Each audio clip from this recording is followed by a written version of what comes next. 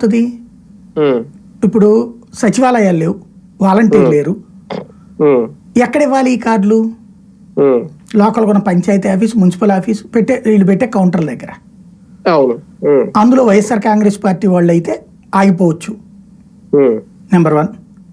Number 2 వచ్చేటప్పటికి ఈ 60-70 లక్షల మంది ఎవరైతే మనం ఇంతకు ముందు చెప్పుకున్న మిడిల్ క్లాస్, అలాగే తెలుసుగా అక్కడ ఉన్న వాళ్ళకి ఎవరు వాళ్ళు ధనవంతులు, ఏమైనా పోయింది అని నాయకుడు ఆపచ్చు. ఇట్లాగా కొన్ని కార్డులు లేపేస్తారు. అది 60 లక్షలు.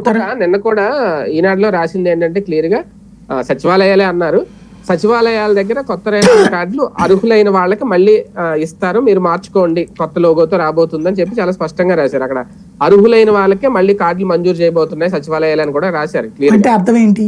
ఇప్పటికున్న కార్డు అర్హుడు కాదా? అది ఇప్పుడు సచివాలయం డిసైడ్ చేస్తుంది అర్హుడా కాదా అని. ఇప్పుడు అదే సచివాలయంగా ఇంత ముందు కూడా ఇచ్చింది కార్డు. అవును, అదే కదా మరి. ఇంకా కొత్తగా ఏంటి?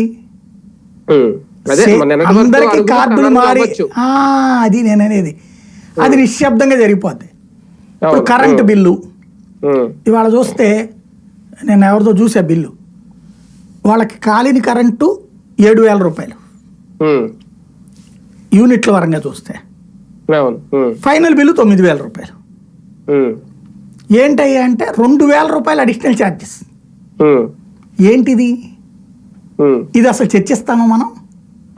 9,000 రూపాయల బిల్లు 7,000 కాలింది అంటే 2,000 రూపాయల ఛార్జెస్. అదేదో ఎనర్జీ ఛార్జెస్ అట, తర్వాత అదేదో ఫిక్స్డ్ ఛార్జెస్ అట.